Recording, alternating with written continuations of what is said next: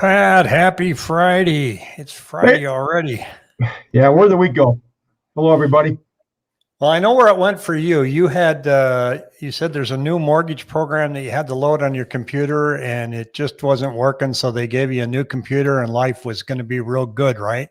Yeah, until I realized that the new computer didn't have any of my username and passwords and my programs. Every time I opened up a new program, it'd be like username and password. I'm like, oh my God. Monday and Tuesday were not fun. I know you use the same thing I do. It's the Surface Pro. I Yeah, love these things. It's a tablet yeah, and then it's also a computer. So, I can hook it up to a keyboard yeah. and see, I'm trying to show it here a little bit better. But what I like about it is it's got it, place for a USB hookup whereas the iPad doesn't. So it does everything the iPad does, but it boots up in 90 seconds. And Yep. then you have this keyboard that attaches. I put a link down below if anybody's in the need for a computer, but these things are great. They're light, They're like, it's hell when you go from one PC to another though. yeah. And I've got them hooked up to multiple, just this extension where you can hook it up to multiple monitors. Well, That's great. here's the deal. Today we're going to go over some numbers, but before we get to that, we have our 1 year anniversary coming up on March 26th, 1 year since starting these weekly videos.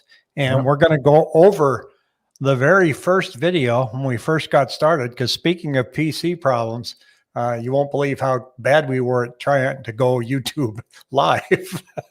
Exactly. So I've clipped out little segments along the way and thought we'd do that. But on that day, we're going to have a drawing and we're going to give away some fabulous prizes for our loyal subscribers.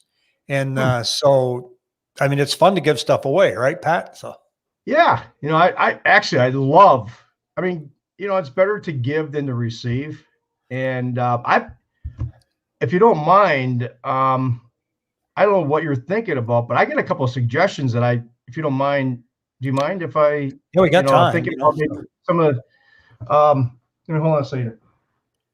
We're always looking for first time home buyers, right? Is that a lamp? We got for the first time home buyer, I'm thinking I got this lamp I could probably give away. Yeah, it's a lamp. It doesn't work, but I think if you take it to a shop, they'll fix it for you.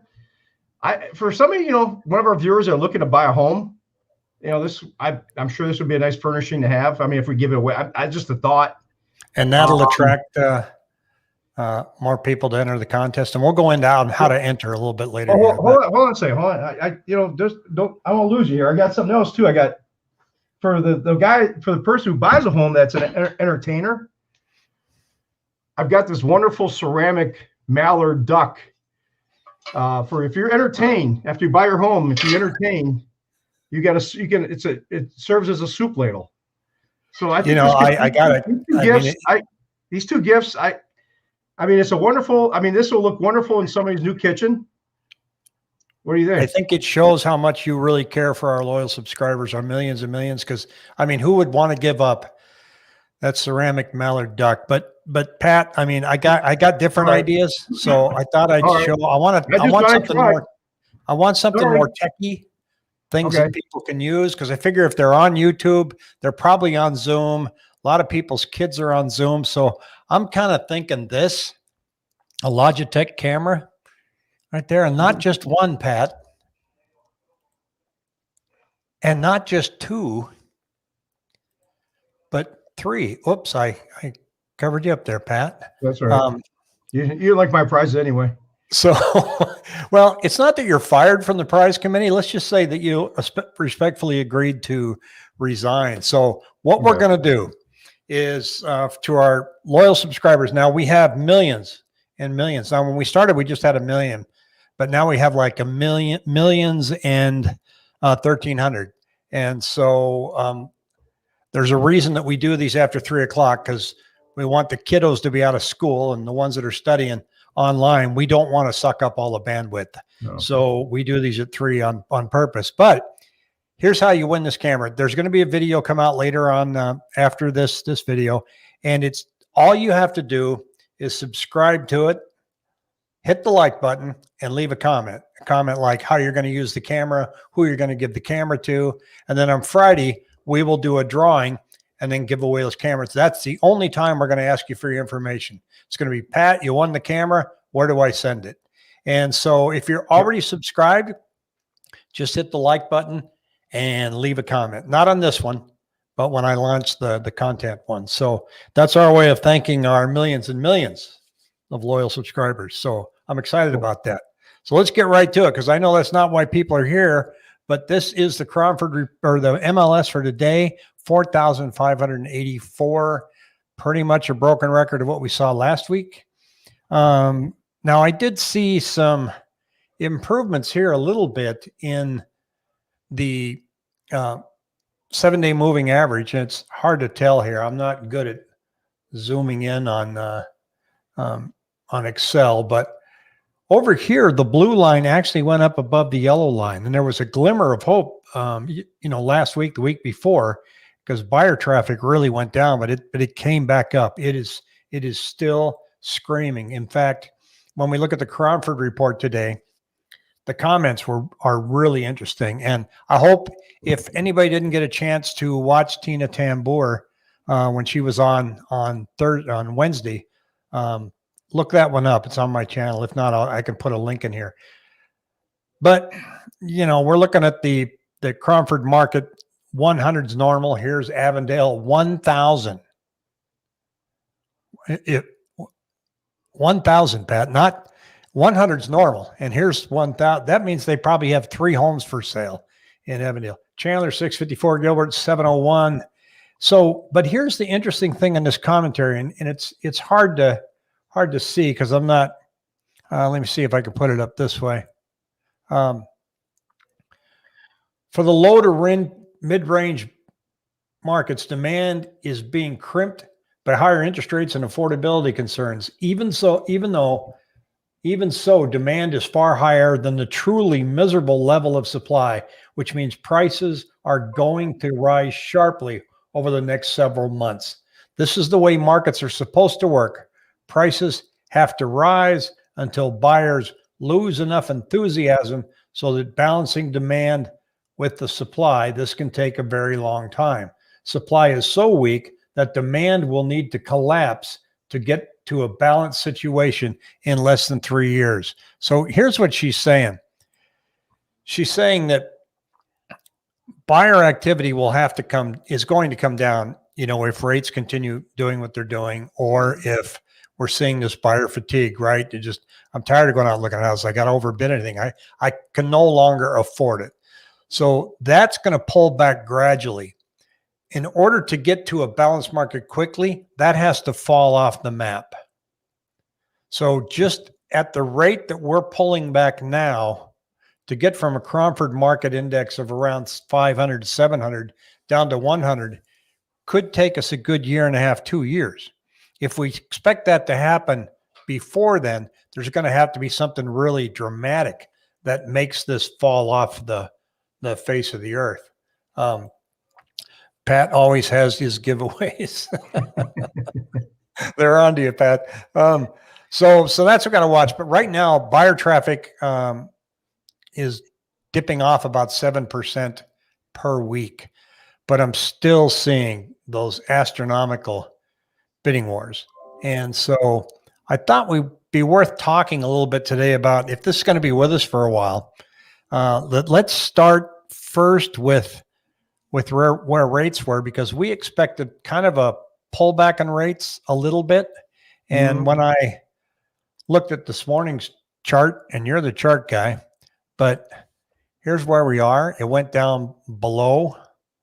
Let me get rid of our banner there for a second. So it went down below this. We were talking about this last week, right? And then boom, boom, boom. So we didn't get that great pop up. How come? It's technically, obviously the inflation fears. Powell came out, today, they're talking about, or yesterday, Powell talked about inflation, but yeah, we saw rates get pummeled the last 4 weeks, and then we saw some relief. this last Friday, last Friday, Monday, and Tuesday, they've been playing around. There's a gentleman by the name of Barry Habib that I'm going to throw some information out. He says that we're going to see, obviously interest rates are moving because of the fear of the debt level, the $28 trillion, and the supply demand. Everything, as I always say, the last years, it's all everything bodes on supply and demand. Homes, interest rates, bonds, and there's just a big supply of treasuries coming out there. Barry has been very, I'll just say it's a service that I follow, MBS Highway. And I think you have a link down below of the video that he put out that I think people could listen to, that is going to give a big macroeconomic breakdown of this whole market in terms of the demographics, why we're seeing such an explosion. There's a hour-long video, but in the link below, you told me you're going to put it in below, right? Yeah, it's in there. Yeah, the link. Okay.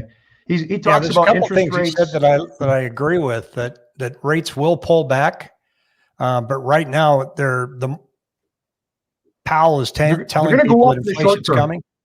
What's that? Yeah, they're going to go up. He says they're going to go up inflation with the bond, the treasury market, obviously increasing the supply.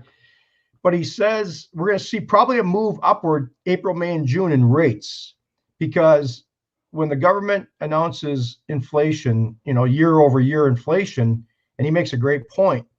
He's a year over year inflation. So if you start this February, they're going from this February to last February. And as you have a moving 12-month average, March, you look at March and April of last year and May, and as you move that 12 months, you keep moving that months, that last February, March, and April will move off. Last February, March, and April, it wasn't very inflationary. We were in a deflationary period with COVID. Yeah. People were shutting down. But he says, as we get away from, start lopping those months off of last year, adding this February, March, April, May, inflation is picking up. So he said the Feds are going to be reporting inflation. He says in the short term, will go from like 1.5% to 2.5% projected inflation. But that's because you're lopping off the last year's numbers. You move the average, you keep moving the month, so the months fall off. But he says basically that's going to go through June, but then he said really inflation rates are going to tail down, he says, toward the end of the year. But he said, you have the rolling numbers. So this will cycle back down, and inflation fears will calm back down. And he said rates will, they'll spike up here, and they have spiked up in the short term based on inflation. But, there is inflation in gas. That's short term, obviously, with the Texas housing inflation. But overall, the economy is just not in an inflationary. People are just not in a position to raise prices everywhere. Income. No, Powell's telling people this is a temporary scenario, but the traders don't believe him right now. So no, and Janet Yellen is not popular. So they're convinced that with Janet Yellen at the helm of Treasury Secretary, she just says, "Oh, you can't spend too much. Just get that out there." And they're like, "Yeah, well, that's a problem." Yeah. And Barry goes in, can you share my screen? And then Barry goes in this video. He talks about why we're seeing, and I'm going to go from macroeconomic, why we're seeing the buyer demand, obviously. And I think it's obviously, it's starting to become a little clearer that, and he made a good point in this video, a couple great points. He goes, right now, the birth, the demographics are changing. He goes, there was this movement back 33 years, obviously 33 years ago, there was this increase in population, which we're starting to see now. Which is interesting, because he goes, in 06, a 33-year-old in 2006, you saw this decrease. And sure enough, in 06, 07, 08, we saw a decrease in demand for homes. And he talks about, I'm throwing a bunch of macroeconomic things out there. He also talked about all-time low in vacancies right here. This is back in 05, 06. You had people building. And then he talks, this is an interesting chart about the household formations. This really kind of goes to really the demand. This chart is really interesting. This blue line is household growth. You saw in 05, 06, household growth was low. and the people, the builders are building homes right in here, right? And then you had this tail off where they weren't building. Now all of a sudden you got the blue line, which is household growth, and you got household, building houses being built. He goes, that's an interesting statistic right there alone. And he goes on to say, he goes, we are sitting at record low inventory. He said, back in 05, 06, 07, it was a peak of 3.7 million homes. Now it's 1.07 million. And when Pat, excuse me just a second, when we go back to that peak right there, not only did we have a peak of homes, but the number of vacancies were incredible. Oh yeah. So, I mean, look at, yeah, this is back right in here. Yeah. So, and he goes, that's why we're going to see a crash. He goes, there's no way. He's absolutely convinced of it. Like I said, people look at this video, you got the record low inventory. Then he goes on, like I said, he digs into the demographics, the deep dive. In 07, there was 116 million households. 2020, there's 128. There's 8 million more households. And he says almost 3 million fewer homes. And he talks about the forbearances. He says they're going to be gentle. I'm starting to see this, and we're talking about the forbearances the last year, but I'm starting to come to the theory. Obviously you kind of watch the numbers and you try to theorize what's going to happen, but I do see where the forbearances of 2.4, 2.3, 2.4 million, there will be a lot more gentler, because back in 05, 06, 07, we had people who are there was such a crush with this foreclosure. It happened so quickly. The banks were not ready for all these foreclosures. They didn't have programs set up for that stuff. And he goes, he says the forbearances, if they have to sell, they'll be able to sell in 2 to 3 weeks, get some equity out of it. And once again, he goes, also the other point is the equity cushion. He said, this equity cushion, look at this. He goes, 87% of the people that have got a mortgage are below 80% LTV. 95% are below 90% LTV. 37% of the homes are free and clear. And he goes, in 2009, 26% were above 100% LTV. So people have got enough equity that if they have to get rid of their home, they can just easily sell it. Yeah. And I know that's been a broken record with us, but he's giving you national numbers. So yeah. Well, here, let me interject one other thing. Like I said, I talk about the interest rates being low. People are not moving around because they refinance. He made another good point on that video. There was a question that was asked about, people dying, death rates, how the death rates have kind of translated, because, somebody dies, they got to get, get rid of their house, through a sale. And he said there's a lot less people, actually, as people get older, they move into long-term care facilities, right? And then they sell, the parents sell their house. Well, he made there was a question asked on this webinar talking about that. And I never thought about this either. He goes, think about this. There's a lot less people moving into long-term care facilities because of COVID, and they're just staying home. They're staying at their home. So there is a watch out for what's demographically called the silver tsunami. And that's us, not you, but we're eventually going to be moving to long-term facilities in 10 years. So I'm at the kind of the middle, right at the peak of the baby boomer age. And so they say, we're going to start going into care centers in about 10 years. And I just don't know what I'm going to wear. And then that will give a wave of houses that, quite honestly, nobody's really going to want. I mean, you look at your dad's place now, and, just go into Sun City and look at some of those homes, right? Fluorescent lights, green carpet. I think a lot of those homes are being refurbished though too. Gradually, yes, they are. But if there's the silver tsunami and this wave in 10 years, is there going to be a wave of buyers that equally follows that? Now, looking at that millennial chart, maybe there will be, but the problem is they don't want our place. So, there's going to have to be some remodeling going on if you're looking that far ahead. But, don't look forward to us going into a care facility just so you can get a nice house. Yeah. Well, I'm covering some of this stuff because this is stuff that, this is the underlying macroeconomics of what's kind of going on. I thought it was pretty interesting as far as the demographics, the inflation. So people can look at that video. It's pretty interesting. So the bottom line is too, I mean, and the reason that we restate all that stuff is that, look, the battle that's going on out there is not going away anytime soon. So how do you survive this? And what do you do? And if you're a buyer, you have to know your numbers, you have to know your tolerance, and you have to know when you're ready to make the move. Because decisions can be made poorly if they're made too fast with no planning.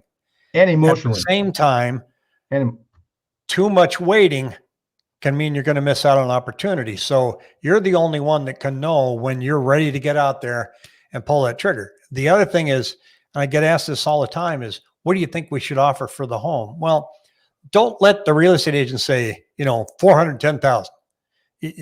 Go through the math, talk about it, talk about what the other agent is telling you, how many offers have come in. 50% of the homes right now that are being sold in the Valley are being sold above asking price. Some strategically, agents are listing the house at a lower price to get more eyeballs on it, and it gets bid up. That works quite well. People that are pricing too high are being ignored, and then they have to pull back. But still, over 50% are getting more than the asking price. But that varies by house and by neighborhood. And there's no way that an agent could say, oh, that price range, 25,000 more. What you have to do is look at all the different factors that you're seeing at that moment. And then you'll know whether that's the math that makes you want to pull the trigger. Oh, okay, I can afford this one right now. Here's why I know that. Or I don't think this looks good. But don't you kind of have to be loaded for bear and ready for that before you go out? oh yeah, I mean that's the numbers you have to be. I mean, I think you got to be ready. Plan A, Plan B, and you have to have contingent plans. If we offer this, where am I going to be financially? If I offer this, where am I going to be financially? And Plan C, where am I? If I've got on a 400,000, as I mentioned in the last couple of webinars, maybe people have to readjust how much money they put down. If you got great credit, you're going to be in a position to get, if you put less than 20% down, your MI factor is like, if you put 10% down, your MI factor is about 28 basis points. Basically, so, on a $400,000 home, if you pull from 20% down to 5% to use the other 15% for the cash offer, I mean, you're looking at a $20,000 down payment. And so on a 400,000, 2380, I'm just pushing up the numbers. At 0.28, your MI factor is going to be about $88 a month. Yes, that's not knocking out of the park.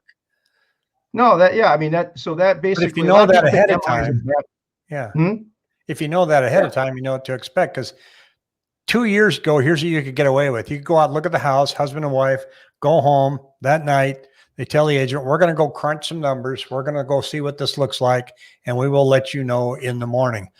Now, you need to crunch the numbers, sit down and go over it the night before you go look at the house that just got listed that morning. Yeah. So you've got to know the math behind the number before you see the house. Instead of where 2 years ago, you'd go see the house and then go back and crunch the numbers. Yeah. And, 2 years ago, there were people that were having me go out and they look at the house and they go, I really like this. Okay, so we should put our house on the market and then come back and, and if this is still available, we'll put in an offer. It's like, you don't sound prepared to me. Yeah. It's, if you can't be out shopping and then go back and say, okay, well, we should probably list our house. That takes time. The other thing that I'm still seeing to this day is the Zillow phone call. So if you have a listing or you're a Zillow advertiser, people call, they want to see that house right now. Because they think that we're right there in the neighborhood. So, I had a listing up in Surprise. And, it's quite a ways from here, but, I show homes out there and I listed this one and somebody called and says, yeah, I saw this house on Zillow. I'm right in front of it. When can I see it? Well, Zillow didn't show that it was already pending. So I had to say, well, it's already pending, but here's someone that wanted to see it, that wasn't even prepared, not even pre-qualified, and she just saw it on Zillow and then drove to look at it and wants to look at it. You got to load your gun first. Yeah. You have to know exactly what that's the bottom line. You got to shift your strategy, how you're looking, and you got to have an agent. I think you got to take a lot of the emotion. I mean, you got to use a good agent, like you're a level-headed agent that you don't get caught up in the flurry. I mean, it's an emotional process to begin with, and it's become even more emotional because you've got 10 or 15 other offers that you're competing against. So people just have to gird their loin, I think as long as you know what your tolerance is on the finances and where this house falls within that range, it's a lot easier for the agent to help you. Yeah. And if you think about that strategy, once again, with the MI, as I said, if you take the other 15%, that $88 is a cheap, quote unquote, second mortgage. It's not going to break the bank if you got great credit. Now, mortgage insurance changes if your credit score is lower. It goes by tranches, like credit score, like interest rates, 680, 700, 700, 720. And if you put 5% down, 10% down, I run those crunch those numbers for people. Say if you put 5% down, here's your MI. If you put 10% down, here's your MI. Here's your interest rate. So we're loaded for bear. I think, like you said, we just got to develop a contingent plan. Yeah, and when you're listing a house, please stop doing this. Stop pricing your house at $399,999 or $399,999. They're trying to make it look like it's attractive because it's not $400,000. But here's what happens to you, folks. People look for houses in $50,000 increments.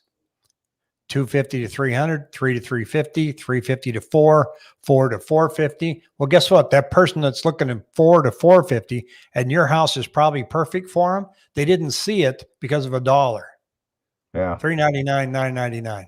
That $1 that you didn't want to include, the people willing to pay 400 that are searching in 400, 450, you're invisible. Yeah. They didn't see it. Good point. You gain nothing from being $100 or $1 below the next price bracket.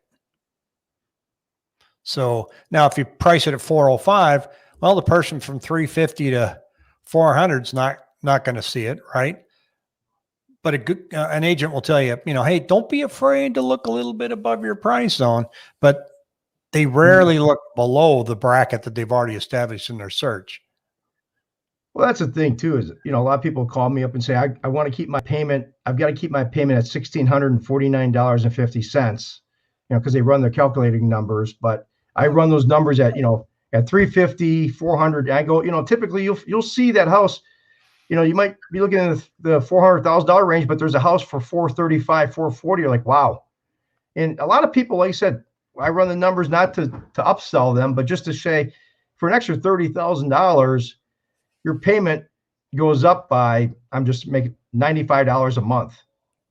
And it's not breaking the bank. I mean, for the person that's looking in the $450,000 range, $500,000 range, my experience has been that $90 to $95 a month or whatever, $80 is not going to make them yes or no, whether they're going to buy that house. I've got clients coming down that you and I are working with from Seattle, and they know exactly what they want, exactly what price range they want to be in, exactly what kind of floor plan they're trying to find, the neighborhood they want, because they flew down earlier and toured the area with me. And then they are coming and they know exactly what they're going to do, and they're going to be able to pull the trigger quickly. So I'm sending them out some, preliminary forms to fill out. And when we're out there, I'll have my tablet and we'll write that offer right in the driveway. And because that's how fast they want to get moving. And so that's an example of a client that took the time. Now it's a several month period because they came out in November to start this process. Yeah. And so, but we wrongly thought we'd at least start seeing more inventory in March. I mean, the graph could not have gone more in the wrong direction than it did. We're going to go, oh yeah, there'll be more homes in March. That's amazing. Not at all. So folks, be on the lookout for our contest video that's going to come out later on this evening. And as I check out here right now, I want to remind you, don't forget to like and comment on this video because it tells YouTube to put us in front of more people. Have a great weekend, Pat. Hey.